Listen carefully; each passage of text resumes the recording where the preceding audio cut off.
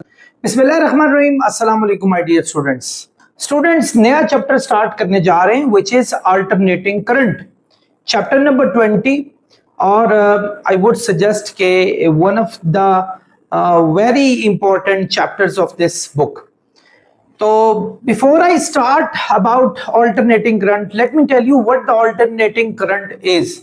Alternating current होता क्या है, और अभी तक जो हम करंट पढ़ते आए हैं उस करंट में और अल्टरनेटिंग करंट में क्या फर्क होता है।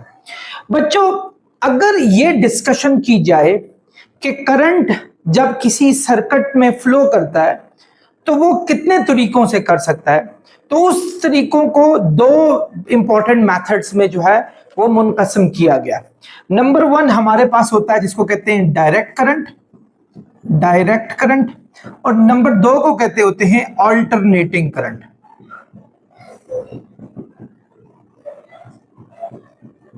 डायरेक्ट करंट और अल्टरनेटिंग करंट।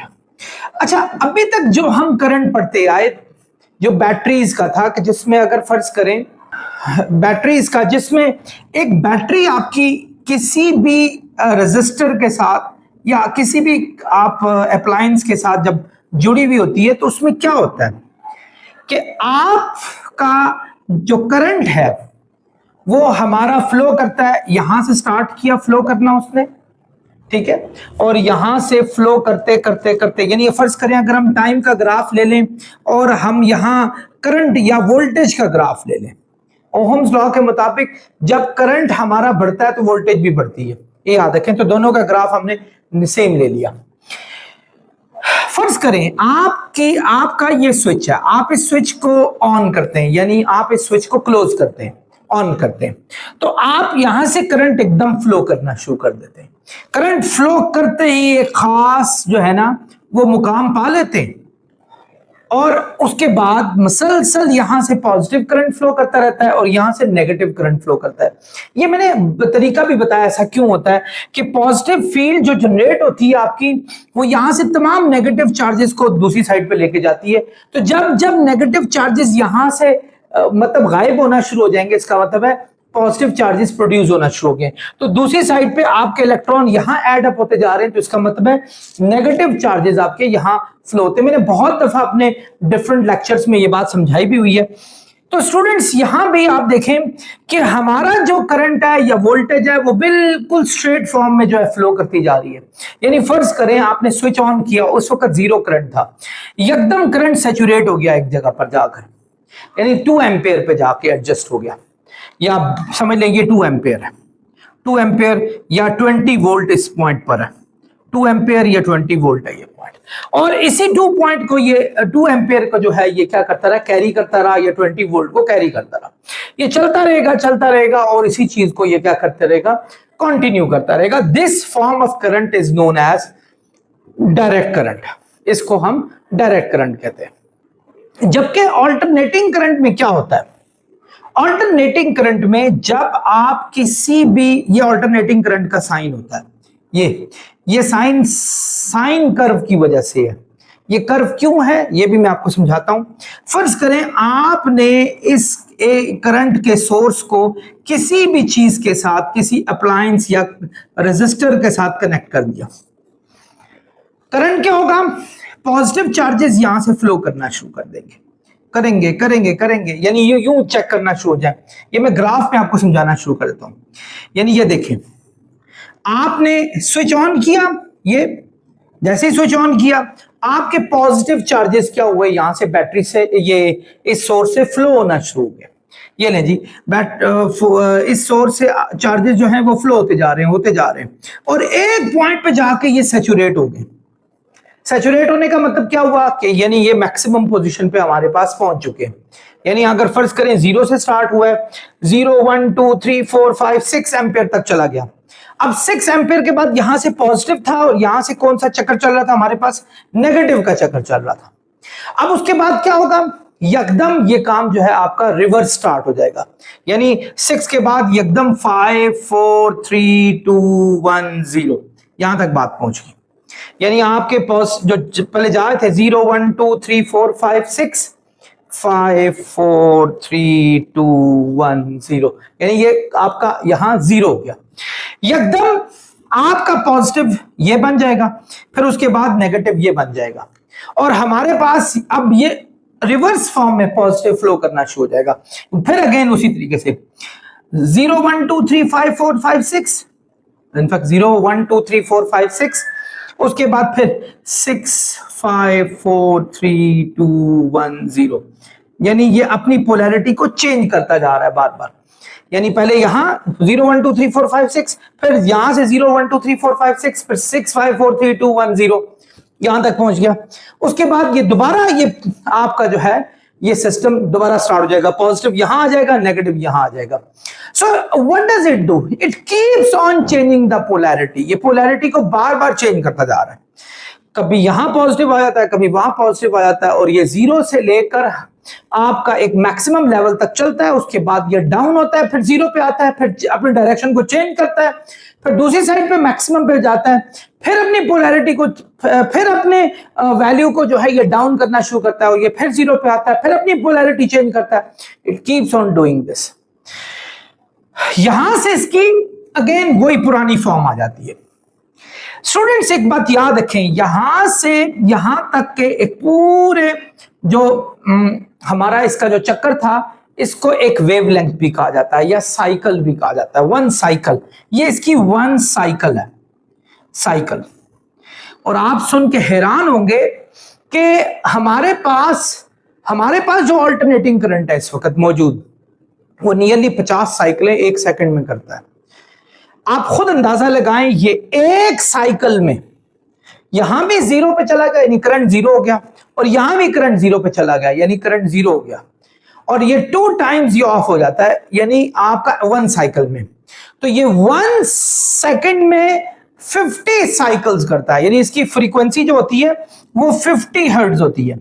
50 हर्ट्ज फ्रीक्वेंसी के बारे में आप लोगों ने पढ़ा है कि the total number of cycles in 1 second is known as frequency. तो इसकी 50 फ्रीक्वेंसी होती है, मींस ये 50 साइकिल्स अपने पूरे करता है। अब अगर एक साइकिल में ये 2 दफा बंद होगा, यानी यहां भी 0 यहां भी 0, इसका मतलब हुआ ये 50 साइकिल्स में 100 टाइम 0 पे जाएगा। और इसी तरह अगर ये एक साइकिल में 2 टाइम्स मैक्सिमम वैल्यू आपको देता है, तो ये आपके पास एक सेकंड में 100 टाइम्स मैक्सिमम वैल्यू देगा। यानी एक साइकिल में अगर 2 मैक्सिमम है तो 50 साइकिल्स, यानी जो कि एक सेकंड हमारे पास टाइम होता है जिसमें ये हमारी 50 साइकिलें पूरी होती है, ये हमारे पास 100 टाइम्स मैक्सिमम वैल्यू देगा। So this is called alternating current. और आप सुन के दोनों के सोर्सेज हैरान होंगे कि ये बैटरीज का करंट होता है या इवन सोलर सेल्स भी हमारे इसी पे चल रहे होते हैं। ये बाद में फिर आप लोगों के घरों में इन्वर्टर्स होते हैं जो इसको चेंज करते हैं और अल्टरनेटिंग करंट में लेकर आते हैं। यहाँ अल्टरनेटिंग करंट जो हमारे घरों में यूज हो रहा है, ये जनरेटर से प्रोड्यूस हो रहा है। मुख्तलिफ जगहों पे thermal power plants, hydro power plants, उनमें जनरेटर्स, टर्बाइंस लगी हुई होती हैं। वो क्या कर रही होती हैं? वो बार बार अल्टरनेटिंग करंट को प्रोड्यूस कर रही होती हैं। ये पिछले साल आपको एसी करंट पढ़ाया था, उसमें बड़ी तफसील से ये बात बताई हुई थी, अगर आप लोग उसको भी सामने माइंड में लाए तो। So this is what it is, ये हमारे पास है। अब अंदाजा लगाएं हमारे घरों में जो करंट आ रहा है स्टूडेंट्स, ये हमारे पास अल्टरनेटिंग करंट है। This is not a direct current, ये डायरेक्ट करंट नहीं है। और अल्टरनेटिंग करंट के बहुत सारे फायदे होते हैं। मैं आपको बताऊं, ये अल्टरनेटिंग करंट अगर ना होता तो शायद हमारी लाइट के लॉसेस इतने ज्यादा होते कि शायद बिजली पूरी ना आ सकती। ये अल्टरनेटिंग करंट ही है जो लॉसेस को कंट्रोल करता है।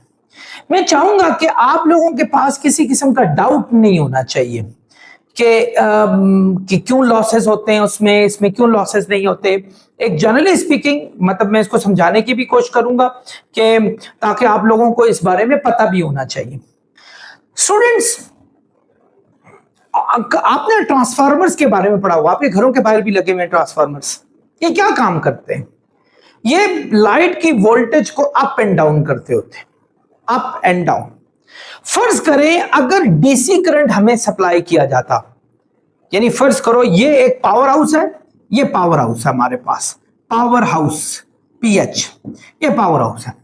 यहां से करंट आ रहा है और फर्ज करें यहां से यहां तक लेके जाना है, ये एक आपका जी इस्लामाबाद है, फर्ज करें ये इस्लामाबाद है, यहां तक इस करंट ने आना है, ठीक है। अब अगर मैं डीसी करंट को लेकर आऊंगा, डीसी करंट का सबसे बड़ा इशू क्या होता है कि डीसी करंट जब फ्लो करता है, क्योंकि ऑब्वियसली अगर इस्लामाबाद को इलेक्ट्रिसिटी चाहिए तो ये तो नहीं है कि कोई 2 3 4 लाइटें चलानी होंगी, आपके वहां थाउजेंड्स ऑफ हाउसेज हैं, उनमें उसमें आपके फैंस ऑन हुए हुए, इवन एसी ऑन हुए हुए, और बहुत सारी मोटर्स ऑन हुई हुई है, बहुत सारे काम हो रहे हैं। अब ये अच्छी खासी अमाउंट का करंट आपको इस जगह पर चाहिए। एग्जाम्पल देता हूं, 1000 एम्पियर का करंट चाहिए आपको इस जगह पर। अब आपके पास यहां से वायर है जो करंट को लेके जाती है, तो वायर आपको ऑब्वियसली किसी पावर हाउस से अगर इस्लामाबाद में ले जानी है तो ये अच्छी खासी बड़ी होनी चाहिए, because it has a long distance, एक तो बहुत बड़ी होनी चाहिए। और हम लोगों ने पढ़ा था कि रेजिस्टेंस जो होती है ना, वो डायरेक्टली प्रोपोर्शनल होती है लेंथ के, यानी इसका मतलब है लेंथ जितनी बड़ी हो जाएगी तो क्या होगा, प्रॉब्लम हमारे पास कि रेजिस्टेंस बढ़नी शुरू हो जाएगी। तो रेजिस्टेंस के बढ़ने से बहुत सारा करंट यहां लूज हो जाएगा। इनफैक्ट जब वो लूज होगा, वो करंट किस में चेंज होगा, हीट में या डिफरेंट चीजों में चेंज होगा, तो हो सकता है उस हीट से ये वायर भी आपकी जो है वो डैमेज हो जाए। फिर हम क्या करते हैं, मोटी वायर्स लगाने की कोशिश करते हैं, मोटी मतलब क्रॉस सेक्शनल, क्योंकि रेजिस्टेंस जो है वो आपका क्रॉस सेक्शनल एरिया का इनवर्सली प्रोपोर्शनल होता है, हम लगाने की कोशिश करते हैं। सो उसमें कॉस्ट भी अच्छी खासी आती है, वो हैवी भी अच्छी खासी होती है। तो नतीजा क्या हुआ कि हमारे लॉसेस बहुत बढ़ गए और एक्सपेंस भी बढ़ गए। तो ये इतना आसान नहीं है कि हम डीसी करंट को एक जगह से दूसरी जगह बड़ी एफिशिएंटली सप्लाई कर सकें। We have to face loads of losses, बहुत सारे लॉसेस का हमें सामना करना पड़ता है। एसी करंट में ऐसा नहीं है। एसी करंट में हर जगह पर ट्रांसफार्मर लगे हुए होते हैं। आप लोगों ने एक फॉर्मूला पढ़ा था ट्रांसफार्मर में पिछले साल, आपको याद होगा कि पावर इज इक्वल टू होती है आई वी के प्रोडक्ट के, आई और वी के, यानी अगर पावर को कांस्टेंट रखा जाए तो वी और आई एक दूसरे के इनवर्सली प्रोपोर्शनल होते हैं। यानी अगर हम करंट को बढ़ा दें by keeping the same power, power को सेम रखकर, अगर हम करंट को बढ़ा दें तो वोल्टेज कम हो जाएगी, या वोल्टेज को बढ़ा दें तो करंट कम हो जाएगा। आप लोगों ने एक चीज और पढ़ी थी कि ट्रांसफार्मर के भी 2 टाइप्स होती हैं, एक होता है स्टेप अप ट्रांसफार्मर और एक होता है हमारे पास स्टेप डाउन ट्रांसफार्मर। जो स्टेप अप ट्रांसफार्मर होते हैं वो क्या करते हैं, वो वोल्टेज को बढ़ा देते हैं लेकिन करंट को कम कर देते हैं, क्योंकि वोल्टेज के बढ़ने से करंट कम हो जाता है। अब पावर हाउसेज में अच्छे खासे स्टेप अप ट्रांसफार्मर लगे होते हैं। स्टेप अप वो क्या करते हैं, वो वोल्टेज को बहुत बढ़ा देते हैं, करंट को कम कर देते हैं। यानी वोल्टेज का मतलब होता है कि टोटल एनर्जी पर चार्ज, एक चार्ज में अच्छी खासी एनर्जी प्रोड्यूस करा देते हैं, लेकिन करंट कम कर देते हैं, यानी टोटल नंबर ऑफ चार्जेस कम कर देते हैं। आप खुद अंदाजा लगाएं, एक मोटरवे में आप जा रहे हैं, एक मोटरवे में, और एक आप ब्लू एरिया में जा रहे हैं। ब्लू एरिया में भी चलें, आप यूं करें कि ब्लू एरिया भी बड़ा वास्ट है, हम वो ले नहीं सकते एग्जैक्ट एग्जांपल, बल्कि मोटरवे के मुकाबले में ब्लू एरिया की जो आपकी सर्विस रोड है उसकी एग्जांपल ले लेते हैं। मोटरवे में अगर आपको कहा जाए हाँ भाई एक आपको गाड़ी कम नजर आ रही है लेकिन ब्लू एरिया में ज्यादा रश नजर आ रहा है, ऐसा क्यों है? सो आप कहेंगे जी ब्लू एरिया बिजी है तो ये वो, मैं कहूंगा नहीं, ऐसी वजह नहीं है।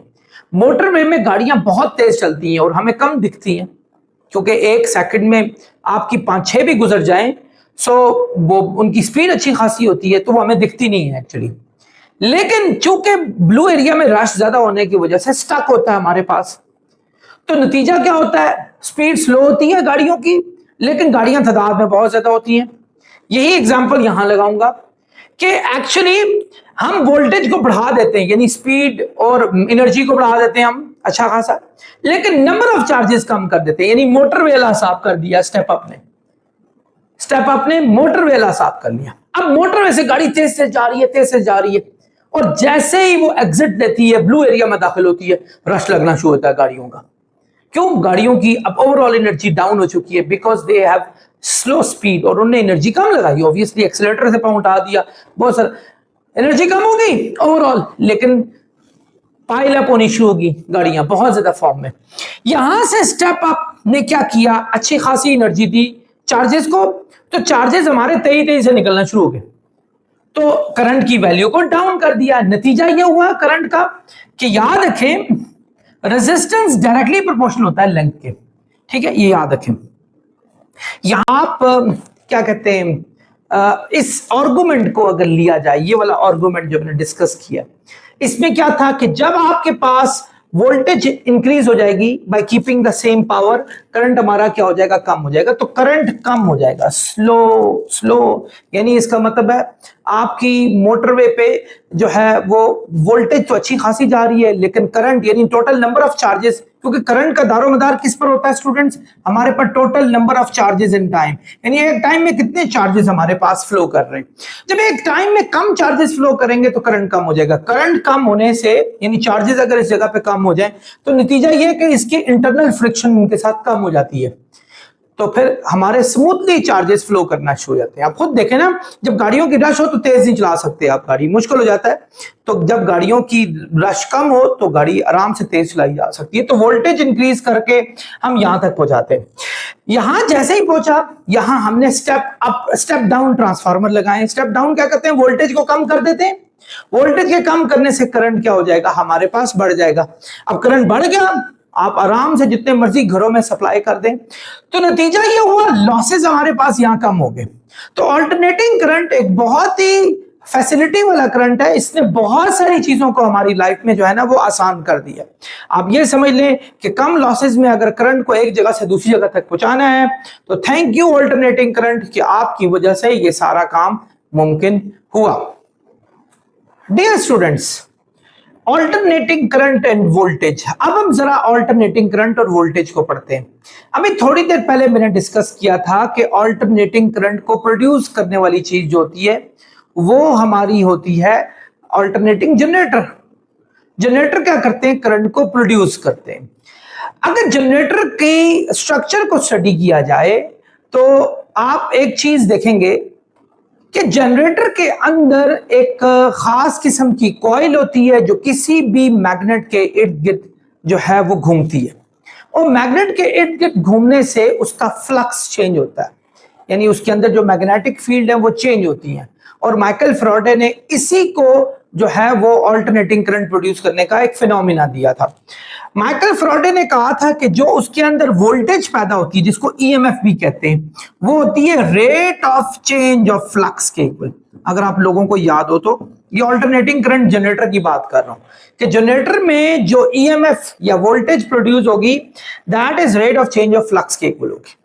और फ्लक्स खुद क्या होता है, फ्लक्स कहते होते हैं बी ए के, यानी प्रोडक्ट ऑफ बी एंड ए को फ्लक्स कहा जाता है। ये बी मैग्नेटिक फील्ड, ए हमारे पास एरिया हो गया। अब मैग्नेटिक फील्ड तो किसी खास मैग्नेट से आ रही है, वो इलेक्ट्रोमैग्नेट भी हो सकता है, कोई परमानेंट मैग्नेट भी हो सकता है। तो आप यूं करें कि ये तो कांस्टेंट है, इसको बाहर निकाल लें, क्योंकि ये हमारे पास एक खास क्या कहते हैं हमारे पास वैल्यू में चल रही होती है, फ्लो कर रही होती है। तो एक्चुअली ये फ्लक्स चेंज क्यों हो रहा होता है, that is because of the coil, कि कॉइल उसके गिर्द घूम रही है और कॉइल के घूमने से ये फ्लक्स चेंज हो रहा है हमारे पास। तो यानी चेंज एरिया पे लग रहा है कि एरिया बार बार चेंज हो रहा है। यानी अगर फर्ज करें हमारे पास ये मैग्नेट है ना, ये मैग्नेट है, सॉरी ये कॉइल है, इसके गिर्द मैग्नेट है। मैग्नेट तो हमारा ये स्मूथ अपनी जगह पर मौजूद है, नॉर्थ और साउथ पोल में मौजूद है। सो एक्चुअली फ्लक्स चेंज हो रहा है इस कॉइल के चेंज होने से। कॉइल जब फुल एरिया लेके जाती है सामने तो हमारे पास जो वोल्टेज है ज्यादा होती है, जब एरिया जीरो हो जाता है वोल्टेज भी जीरो हो जाती है। तो बार बार उसके चेंज होने से ना जो सामने एक्सपोज्ड एरिया है ना वो ऐसा ऐसा कम होना शुरू हो जाता है और कभी कभी बढ़ना शुरू होता है। आई होप आप मेरी बात समझ रहे होंगे। तो एरिया की चेंजेस की वजह से ये सारी गेम हमारी स्टार्ट हुई थी। ये जो एरिया है ये लेंथ मल्टीप्लाई विड्थ के इक्वल होता है, लेंथ मल्टीप्लाई विड्थ के। अगर आप लोगों ने ऑब्वियसली अपनी छोटी क्लासेस से पढ़ते जा रहे हैं कि अगर ये हमारा रेक्टेंगुलर शेप का है तो लेंथ मल्टीप्लाई विड्थ के इक्वल होगा। अच्छा, अब लेंथ है, लेंथ तो हर वक्त सेम रहती है, इसमें कोई चेंज नहीं आती, लेंथ तो यही है। विड्थ आपकी चेंज हो रही है, कभी विड्थ इतनी हो जाती है, कभी विड्थ छोटी हो जाती है, यानी इसके सामने जो एक्सपोज हो रही है width that keeps on changing itself. जो सामने एक्सपोज हो रही है, वैसे उसकी अपनी शक्ल तो चेंज नहीं हो रही, लेकिन जो एक्सपोजर उसको मिल रहा है विड्थ को। सो हम इस लेंथ चूंकि कांस्टेंट है इसको बाहर निकाल लेते हैं। सो आपका बी एल पे चेंज नहीं है, ये विड्थ पे चेंज है, विड्थ डिवाइडेड बाय टी आ गया। विड्थ एक्चुअली डिस्टेंस को ही कहा जाता है। तो total distance in a unit time is known as velocity, इसको स्पीड भी कहते होते हैं। v is equal to B L V हमारे पास आ गया। ये v थोड़ा सा मोड़ रहा हूं क्योंकि ये वोल्टेज है, ये हमारे पास स्पीड वाला है। और इसमें साइन थीटा लगता होता है। साइन थीटा लगने की वजह क्या है कि हमारे पास ये भी हमारे पास जो है ये भी हमारे पास वेक्टर क्वांटिटी है, ये भी वेक्टर क्वांटिटी है, और ये दोनों एक दूसरे के परपेंडिकुलर होंगी यानी मैग्नेटिक फील्ड और जो स्पीड चल रही है हमारे पास उसकी, वो हमारे पास परपेंडिकुलर होंगी। देखा, स्पीड इस साइड पे और ये इधर स्पीड इस साइड पे, तो परपेंडिकुलर होंगी, तो हमारे पास नेट रिजल्ट मैक्सिमम होगा। साइन थीटा तब लगता होता है जब हमारे पास दो चीजें 90 डिग्री पे मीट करके आपको मैक्सिमम रिजल्ट देती हैं। अगर हमारे पास दो चीजें 90 पे हमारे जीरो रिजल्ट दे तो कॉस थीटा उस जगह पर लगेगा। तो चूंकि साइन थीटा इसलिए लगा क्योंकि बी और जो स्पीड उसके घूमने की, वो दोनों एक दूसरे के परपेंडिकुलर हैं। तो हमारे आपने ये बात पढ़ी हुई है कि ए क्रॉस बी जो होता है उसका प्रोडक्ट ए का मैग्नीट्यूड बी का मैग्नीट्यूड साइन थीटा होता है। सो ये दोनों के बीच में ना क्रॉस प्रोडक्ट है, वी क्रॉस बी, वी तो बी का मैग्नीट्यूड साइन थीटा आएगा। क्रॉस क्यों लगा? अगेन बिकॉज दोनों के परपेंडिकुलर होने से आपको मैक्सिमम रिजल्ट निकलेगा। यानी कभी ऐसा नहीं हो सकता कि मैग्नेटिक फील्ड ये है हमारे पास कॉइल को वहां ले जाएं तो फिर करंट पैदा होगा, नेवर, करंट जीरो पैदा होगा, करंट का फ्लक्स चेंज होना चाहिए। सो ये हमारे पास आ गया। अब स्टूडेंट्स फर्ज करें, मैंने आपको बताया कि अगर थीटा हमारे पास 90 होता है, थीटा हमारे पास 90, तो हमें जो रिजल्ट मिलने वाला है साइन 91 के इक्वल होगा। तो हमें जो वोल्टेज मिलेगी वो मैक्सिमम मिलेगी, यानी ये वोल्टेज मैक्सिमम होगी। सो इसका मतलब हुआ BLV को हम मैक्सिमम वोल्टेज भी लिख सकते हैं, यानी V नॉट को इस जगह पर मैक्सिमम वोल्टेज भी लिख सकते हैं। तो स्टूडेंट्स ये हमारा ऑल्टरनेटिंग करंट का फॉर्मूला आ गया, V is equal to V not sine theta के इक्वल आ गया। तो इसको मजीद भी कह सकते हैं कि हमारे पास जो थीटा होता है उसको ओमेगा टी भी कहा जाता है। आप लोगों ने पढ़ा हुआ है कि एंगुलर वेलोसिटी होती है total angular displacement in a unit time, ये पिछले साल पढ़ा था। टाइम डिवाइड हो रहा है, वहां जाके मल्टीप्लाई होगा, थीटा की वैल्यू आ जाएगी ओमेगा टी। तो इस थीटा की जगह पर अगर मैं ओमेगा टी लगा लूं तो V naught sine omega T आ गया। सो स्टूडेंट्स ये हमारे पास एसी करंट की वोल्टेज का फॉर्मूला हमारे पास है। अगर मैं दोनों साइडों पे आर से डिवाइड कर देता हूं, आर कहते होते हैं रेजिस्टेंस से डिवाइड कर लो, dividing both side by R, तो V बाय आर आपने ओहम्स लॉ पढ़ा, V is equal to I R के इक्वल होता है। तो R अगर यहां जाके डिवाइड हो जाए तो I की वैल्यू हो जाती है V बाय आर के। सो इसको हम I नॉट कह सकते हैं। Why I not? क्योंकि वोल्टेज पर रेजिस्टेंस करंट होता है, मैक्सिमम वोल्टेज पर रेजिस्टेंस मैक्सिमम करंट होता है, क्योंकि ओहम ने बताया था हमें कि जैसे जैसे वोल्टेज बढ़ेगी वैसे वैसे करंट भी बढ़ेगा, तो वो मैक्सिमम वोल्टेज में मैक्सिमम करंट होगा। सो स्टूडेंट्स ये हमारे पास किसका करंट का फॉर्मूला आ गया। आई होप स्टूडेंट्स आप लोगों ने ये सारी बातों को समझा होगा कि हमारे पास एक्चुअली करंट और वोल्टेज के फॉर्मूले कैसे डिराइव होते हैं। यहां मैं एक बात ऐड करना चाहूंगा स्टूडेंट्स, दोबारा देखें, ये हमारे पास जो है वो करंट और वोल्टेज की जो है एसी फॉर्म में, एसी करंट में यूं बनती होती है। इसको साइन कर्व भी कहा जाता है, साइन कर्व भी कहते होते हैं, या साइन्यूजॉइडल वेव भी कहा जाता है। ठीक है, इसको क्योंकि साइन थीटा की कर्व अगर आपने मैथमेटिक्स में पढ़ा हो इसी तरह से होती है, जिसमें करंट हमारा ये जीरो से स्टार्ट, करंट हमारा ये हुआ, अगर वोल्टेज अगर ज्यादा हुई होती इसी तरीके से ही है हमारे पास, यानी ये वोल्टेज और करंट तो इनमें कुछ चीजें आपको समझने वाली हैं। पहली चीज, ये 0 से स्टार्ट होता है और अपनी मैक्सिमम वैल्यू पे जाता है, फिर उसके बाद दोबारा 0 पे जाता है, फिर अदर साइड पर मैक्सिमम होता है। ये मैंने आपको बड़ी तफसील से पीछे समझाया था कि कैसे। ये एक हमारे पास लूप के बाद जब दूसरा लूप हमारा स्टार्ट होता है वो एग्जैक्टली अपोजिट डायरेक्शन में और उसी सिस्टम में स्टार्ट होता है। तीसरी बात कि यहां से यहां तक एक पूरा साइकिल होता है और ये साइकिल दोबारा स्टार्ट होती है और बिल्कुल उसी फॉर्म में स्टार्ट होती है जिस फॉर्म में वो पहले स्टार्ट हुई थी। ठीक है। और चौथी बात कि ये एक साइकिल में 2 टाइम्स ये 0 वैल्यू पे जाता है और 2 टाइम्स ये मैक्सिमम वैल्यू पे जाता है। सो यहां से अंदाजा लगाएं, अगर एक हमारे पाकिस्तान में जो बिजली सप्लाई की जाती है that is 50 cycles per second, तो ये सोच लें ये 100 दफा बुझता होगा और 100 दफा ये मैक्सिमम वैल्यू पे जाता होगा। लेकिन आपकी आंखों को एहसास नहीं। इस वक्त लाइट्स ऑन है मेरे सामने, ये लाइट जो इधर लगी हुई है ये इस वक्त 1 सेकंड में 100 दफा बुझ रही है, लेकिन मुझे इसका एहसास नहीं हो रहा बिकॉज हमारा ब्रेन इतनी जल्दी क्विक इसको डिटेक्ट ही नहीं कर सकता। तो आई होप आप लोगों को ये सारी बातें समझ आ गई हो। स्टूडेंट्स, अब हमारा टॉपिक है एसी टर्मिनोलॉजीज। एसी करंट को समझने के लिए कुछ खास किस्म की टर्मिनोलॉजीज है जिनको डिस्कस करना बहुत इंपॉर्टेंट समझता हूं। ये देखें, ये हमारे पास एसी करंट है, ये एसी करंट है। ये स्टार्ट होता है 0 से, मैक्सिमम पे गया, फिर 0, फिर मैक्सिमम नीचे वाला, और ये यूं इसी साइन कर्व में ये मूव करता रहता है। यानी ये हमारे पास मैक्सिमम है। फर्ज करें अगर ये वोल्टेज है तो मैक्सिमम वोल्टेज, ये भी मैक्सिमम, ये आपकी लोअर डाउन यानी दूसरी साइड पर मैक्सिमम हमारे पास आ रही। ये अब हम जब इसको स्टडी करेंगे एसी टर्मिनोलॉजीज को, तो कुछ चीजें जो इधर आ रही हैं उनको सबसे पहले स्टडी करेंगे। सबसे पहले है साइकिल। साइकिल क्या होता है? साइकिल, स्टूडेंट, साइकिल के हवाले से मैंने बताया था आपको कि a part of AC curve from where it starts a journey again, यानी वहां वो वाला आपका हिस्सा जहां से एसी करंट दोबारा वो उसी जगह से स्टार्ट हो जाए।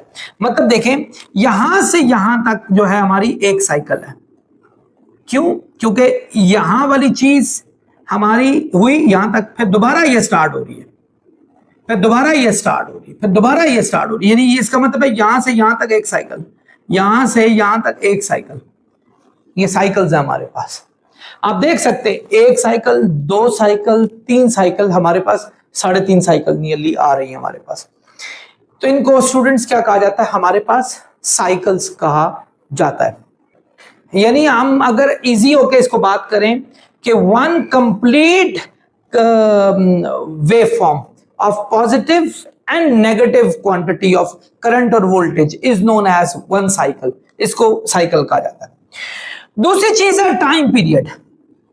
टाइम पीरियड के हमारे पास एक साइकिल को कितना टाइम लगा, यानी ये यहां से यहां तक जाने में कितना टाइम लगा, तो that is called one cycle. जैसे हमारे पाकिस्तान में जो एसी करंट होता है उसको 1/50 सेकंड्स लगते हैं एक साइकिल पूरा करने में। सो 1/50 अगर किया जाए 5 2 10, तो ये तकरीबन इतने सेकंड बनता है। यस, इतने सेकंड बनता है, which is very small time. ये बहुत ही छोटा हमारे पास टाइम है। इसको कैपिटल टी से जाहिर किया जाता है और जिसकी यूनिट जो होती है वो सेकंड्स होती है। थर्ड है हमारे पास फ्रीक्वेंसी। फ्रीक्वेंसी, फ्रीक्वेंसी जिसको एफ से जाहिर करते हैं, और इसकी यूनिट तो सेकंड थी ना, इसकी यूनिट हर्ट्ज होती है। एक बड़े मशहूर साइंटिस्ट थे, उनके नाम से हर्ट्ज रखी थी। एक सेकंड में कितनी साइकिल्स हमारी हुई, एक सेकंड में जितनी साइकिल्स होंगी उनको हम फ्रीक्वेंसी कहेंगे। जैसे मैंने आपको बताया पाकिस्तान में ऑल्टरनेटिंग करंट एक सेकंड में 50 साइकिलें पूरी करता है। So we can call 50 cycles per second. So means the total frequency is 50 hertz. इसको 50 hertz कहेंगे। हर्ट्ज जो है वो पर सेकंड के इक्वल होता है हमारे पास। सो अगली चीज है हमारे पास एवरेज वैल्यू, यानी एवरेज वैल्यू, ये वैल्यू करंट की भी हो सकती है, वोल्टेज की भी हो सकती है। एवरेज क्या होता है स्टूडेंट्स? अगर आपकी क्लास में 5 बच्चे बैठे हुए हैं और हर बच्चा कहता है कि मेरे 20 नंबर आए, कोई कहता है 25, को 26, आपसे पूछा जाए कि टोटल एवरेज क्या है, तो व्हाट वुड यू डू? आप सबके नंबर्स को क्या कर देंगे? प्लस कर देंगे और फिर डिवाइड करेंगे टोटल हमारे पास बच्चों से, तो वो एवरेज आपको पता चल जाएगी। Sum of quantities divided by number of quantities. Current में या वोल्टेज में जो एसी से बिलोंग करता हो, उसमें आमतौर पर एवरेज वैल्यू दी जाती है कि जो टोटल हमारे पास एरिया बना, टोटल एरिया इस कर्व में जो बन रहा है, डिवाइडेड बाय टाइम, यानी टोटल एरिया, ठीक है, अंडर कर्व में जो आ रहा है, ठीक है, बल्कि चले एरिया डिवाइडेड बाय टाइम, कि कितने टाइम में ये हो रहा, और वो हमारे पास आमतौर पे एवरेज होगा। ठीक है, याद रखें वो एरिया जो अबव मीन पोजीशन, ये मीन पोजीशन है, इससे अबव होगा उसको पॉजिटिव लिया जाएगा। वो एरिया जो उस मीन लाइन से डाउन होगा उसको हम नेगेटिव लेंगे। तो आमतौर पर एसी करंट में हम एवरेज फाइंड नहीं करते होते। वो क्यों नहीं फाइंड करते? क्योंकि आपके पास जितना ऊपर एरिया आ रहा है उतना ही नीचे एरिया आ रहा है, तो अगर पॉजिटिव को नेगेटिव में ऐड कर देंगे तो हमारे पास वैसे रिजल्ट 0 आ जाएगा, फिर हम पावर को अच्छे तरीके से वहां कैलकुलेट नहीं कर सकते। सो आई होप आप मेरी बात समझ रहे हैं। फर्ज करें इसका एरिया यहां से यहां तक हमारे पास 1 मीटर स्क्वायर है, इसका -1 मीटर स्क्वायर है, तो सम ऑफ क्वांटिटीज यानी 1 - 1 को ऐड कर लें तो 0 आ जाएगा। डिवाइड जो मर्जी कर लें आप, तो जब 0 आएगा तो एवरेज करंट हमारे पास नेट 0 हो गया। सो ये कैलकुलेशन में हमारे लिए हमेशा इशू क्रिएट करता है। So that is why we don't take normally area average है, हम एवरेज को यहां जिक्र नहीं करते होते, हम बल्कि कुछ और चीज को जिक्र करते हैं। वो मैं आपको आरएमएस वैल्यूज के हवाले से बताऊंगा लाजमी, उसको RMS root mean square value कहा जाता है। नेक्स्ट है स्टूडेंट्स नंबर 5 पे peak value. Peak value, peak किसे कहते हैं? पीक जैसे पहाड़ों की पीक होती है, ऊंची ऊंची पीक, पीक ये पहाड़ है, इसकी ऊंचाई है, this is called peak. Peak कहते हैं मैक्सिमम वोल्टेज या मैक्सिमम करंट को कहा जाता है। ठीक है, मैक्सिमम वोल्टेज कितनी है, मैक्सिमम करंट कितनी है, ये कांस्टेंट होती है किसी भी जगह पर। ऑब्वियसली अगर आपका एक जनरेटर है वो या आपकी एक खास किस्म की मैक्सिमम वोल्टेज दे रहा होगा या मैक्सिमम आपका करंट दे रहा होगा। जैसे फर्ज करें आपके घरों में 220 वोल्ट जो है करंट आ रहा होता है मैक्सिमम, सो वो हमारे पास उसको V नॉट कहेंगे। सो मैक्सिमम हमारे पास पीक, इसको पीक वैल्यू भी कहा जाता है। नेक्स्ट है नंबर 6 RMS वैल्यू। RMS कहते हैं root mean square. What is this? ये क्या चीज है, ये क्या बला है? यानी IRMS VRMS, what is this? ये क्या चीज है हमारे पास? ठीक है, ये हमारे पास क्या है स्टूडेंट्स? सबसे बड़ा इशू ये था कि एवरेज वैल्यू जो है ना वो 0 आने से हमारे पास एक सही पावर कैलकुलेट नहीं हो सकती थी। फिर एक नई चीज को जो है वो इंट्रोड्यूस कराया गया, that is called RMS value, root mean square. सबसे बड़ा इशू क्या था कि अगर ये पॉजिटिव कर्व है, ये कर्व है, ये नेगेटिव कर्व है, तो दोनों का सम हमारे पास 0 है, तो 0 फिर हमें चाहिए पॉजिटिव वैल्यूज। आप खुद अंदाजा लगाएं, आपके पास बिजली का बिल आता है, आप तो ऑल्टरनेटिंग वोल्टेज, वो कहता जी आपने इतनी बिजली की यूनिट जाएगी, आपने कहा मैं तो इस्तेमाल ही नहीं की, आपने जितना पॉजिटिव करंट भेजा उतना नेगेटिव करंट भेजा, तो नेट तो 0 आ गया। समझ आ गए? और आप अगर ये दलील पेश करके सामने जाएंगे तो बिलीव करें एक दिन, 1 महीने के अंदर अंदर, या हो सकता है आपके जो वो मीटर रीडर होगा वो अगले दिन ही आपका मीटर काट दे कि भैया बस माफ कर, ज्यादा फिलोसोफर बनने की जरूरत नहीं है। तो एक नई टर्म मुतारफ कराएगी, दैट इज RMS वैल्यू, जिसको VRMS और IRMS कहा जाता है। देखो बच्चों, फर्ज करो हमारा एक मैक्सिमम वोल्टेज है V नॉट, ठीक है, इसका हम स्क्वायर ले लें, ये देखो उल्टा चलना है, square mean root, square mean root, इसका स्क्वायर ले लें, ये ले स्क्वायर ले लिया। अब ये माइनस हो या प्लस हो इससे फर्क नहीं पड़ता, क्योंकि माइनस का स्क्वायर भी प्लस हो जाएगा, प्लस का स्क्वायर भी प्लस हो जाएगा। पहले आपने स्क्वायर लेना है, फिर उसका मीन लेना है। डिवाइड कर लो 2 से। मीन क्यों 2 से डिवाइड किया? क्योंकि एक पॉजिटिव ऊपर वाली एक नीचे वाली है, तो आपके पास दो डिफरेंट वैल्यूज हैं ऊपर नीचे, तो आप डिवाइड 2 से करोगे उसकी एवरेज फाइंड आउट करने के लिए। फिर उसका स्क्वायर रूट ले लो, ये स्क्वायर रूट, ये जो वैल्यू होती है इसको RMS कहा जाता है, ये याद रखें। अब देखें V नॉट का स्क्वायर क्या हो जाएगा, V नॉट स्क्वायर, और इसके ऊपर भी स्क्वायर रूट, 2 के ऊपर भी स्क्वायर रूट। तो अब जब इसको फाइंड करेंगे, स्क्वायर स्क्वायर रूट कैंसिल हुआ, ये तो हमारे पास पॉजिटिव आ गया वैसे ही। सो आपके पास V not over square root of 2 आ जाएगा।